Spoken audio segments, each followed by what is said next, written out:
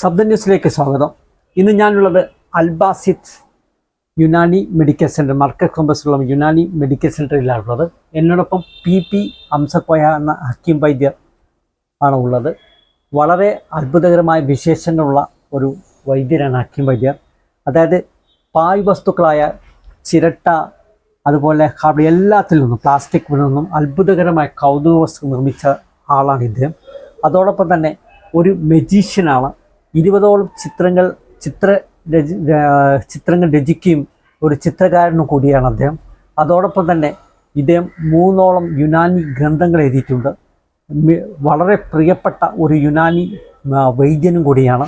അതോടൊപ്പം തന്നെ ഇലക്ട്രീഷ്യനും മെക്കാനിക്കും കൂടിയാണ്, അത് കാർപ്പൻ്ററും കൂടിയാണ് ഇദ്ദേഹം.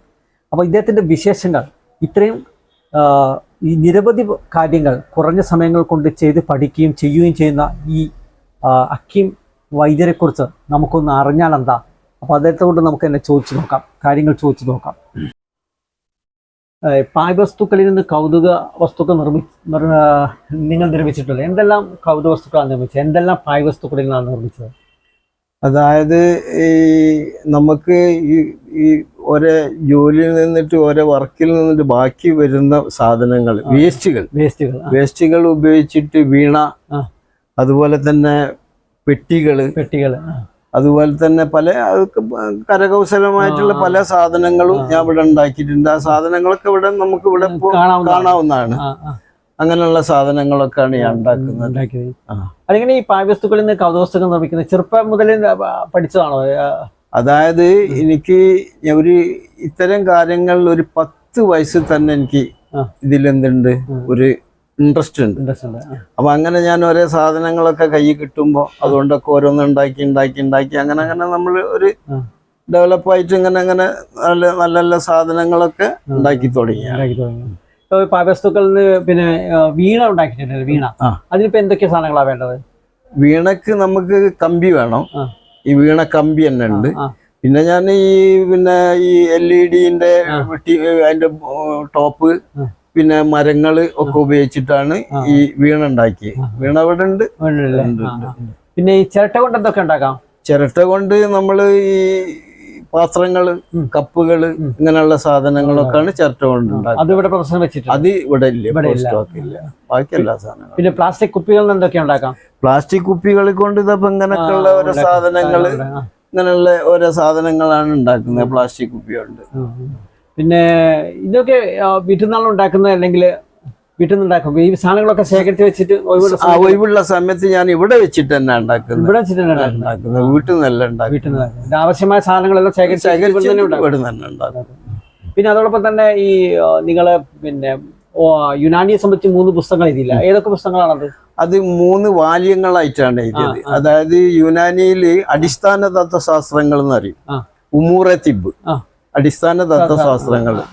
പിന്നെ മുഫറദാത്ത് എന്ന് പറയും, ഒറ്റമൂലികൾ. ഇങ്ങനെയുള്ള ഈ 3 വാല്യങ്ങളായിട്ടുള്ള ക്രോഡീകരിച്ച് യുനാനിയുടെ മൊത്തം ഈ വിഷയങ്ങൾ ക്രോഡീകരിച്ചിട്ട് എഴുതിയ പുസ്തകങ്ങളാണ്. അത് കയ്യെഴുത്ത് പ്രതിയാണ്. പുസ്തകം പ്രിന്റ് ചെയ്തതല്ല, കയ്യെഴുത്ത് പ്രതി. ആവശ്യക്കാരുണ്ടെങ്കിൽ കൊടുക്കാറുണ്ട്. പഠിതാക്കളൊക്കെ ഉണ്ടാവും. പഠിതാക്കൾക്ക് ഇത് വളരെ ഗുണം ചെയ്യും.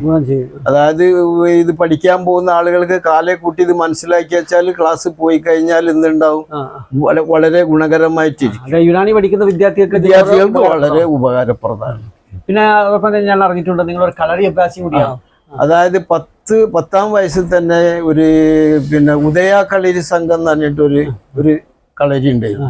അതിൽ 10 വയസ്സിൽ തന്നെ ഞാൻ അങ്ങനെ തുടർന്ന് ഞാൻ 21 വയസ്സ് വരെ കളരിയിലായിരുന്നു. എന്റെ ഫാദർ പിന്നെ കുരുക്കളാണ്, കുട്ടി കുരുക്കൾ എന്നാണ് ഫാദറിന്റെ പേര് കേട്ട ഒരു കുരുക്കളായിരുന്നു. നമ്മളെ കല്ലായി ഭാഗത്ത് വളരെ പ്രസിദ്ധനായ ഒരു കുരുക്കളായിരുന്നു. ഈ എല്ല് ചികിത്സയില് വളരെ നൈപുണ്യമുള്ള ആളായിരുന്നു. അങ്ങനെയാണ് കളരി പഠിച്ചത്. അങ്ങനെ കളരി പഠിച്ചപ്പോൾ തന്നെ കളരി ആദ്യമൊക്കെ പഠിപ്പിച്ചിരുന്നു. പിന്നെ അത് എന്നോട് ബന്ധങ്ങൾ വിട്ടുപോയി. പിന്നെ അതുപോലെ ഞാൻ മറ്റൊരു കാര്യം, നിങ്ങളൊരു മജീഷ്യനും കൂടിയായിരുന്നു. മജീഷ്യനും ഇതുപോലെ തന്നെ സ്കൂളിൽ നിന്നാണ്. പിന്നെ 6ാം ക്ലാസ്സിൽ നിന്നും എനിക്കെന്തോ കഴിവുണ്ടെന്ന് മനസ്സിലാക്കിയിട്ടാണ് ഒരു മാസ്റ്റർ ഒരു പീരീഡ് എനിക്ക് വേണ്ടി ഒഴിവാക്കി തന്നിട്ട് ഞാൻ കളരി അല്ല പിന്നെ ഈ മാജിക് കാണിച്ചു കൊടുത്തപ്പോ പിന്നെ മാസ്റ്റർക്ക് വലിയ അതിൽ എന്നോട് താല്പര്യം തോന്നിയപ്പോ പിന്നെ അവിടെയുള്ള സ്റ്റേജുകളിലൊക്കെ ഇങ്ങനെ കയറാൻ തുടങ്ങി. പിന്നെ സ്റ്റേജുകളിൽ കയറി പിന്നെ സൈക്കിൾ യജ്ഞത്തിന് പോകും ഞാൻ.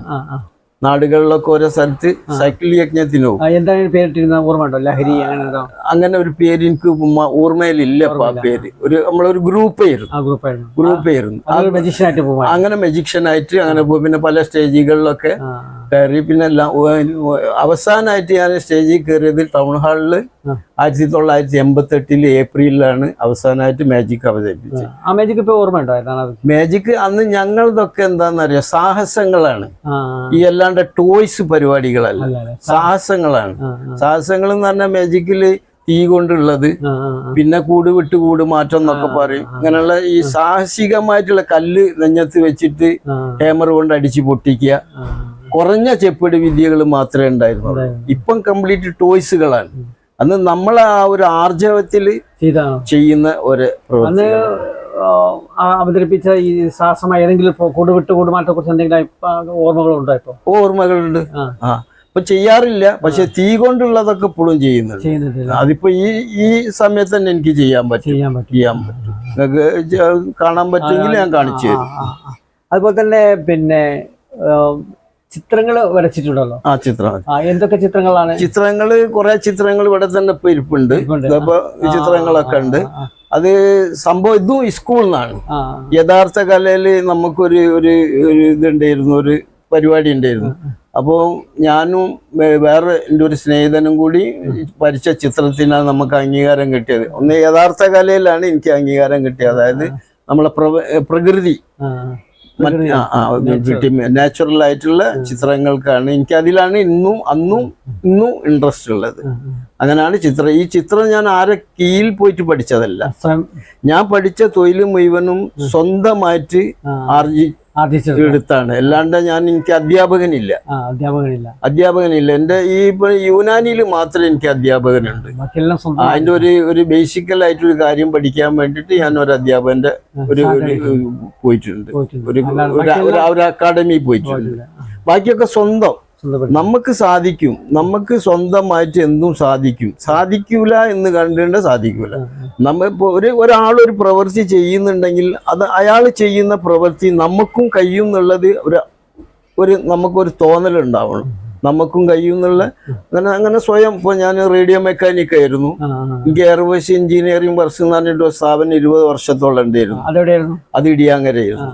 അത് ഞാൻ പിന്നെ യുനാനിലേക്ക് മുഴുവനും ഇപ്പൊ നമ്മളെ ഈ മർക്കസ് കോംപ്ലക്സിലേക്ക് വന്നതിന് ശേഷം പിന്നെ അതൊക്കെ ഞാൻ ഉപേക്ഷിച്ച് വെറും യുനാനിയിൽ മാത്രം കേന്ദ്രീകരിച്ചിട്ടാണ് ഇപ്പോൾ ഉള്ളത്. അതുപോലെ തന്നെ ഇലക്ട്രീഷ്യൻ പിന്നെ ഒക്കെ ആയിട്ട് അങ്ങനെ തന്നെ കുറെ കാലം പോയിട്ടുണ്ട്.